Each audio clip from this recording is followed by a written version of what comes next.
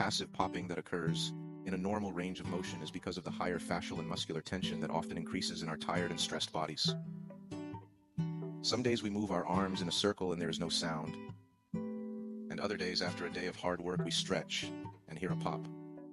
The tension is higher than normal and can pull on the joint capsule more than usual and result in noise.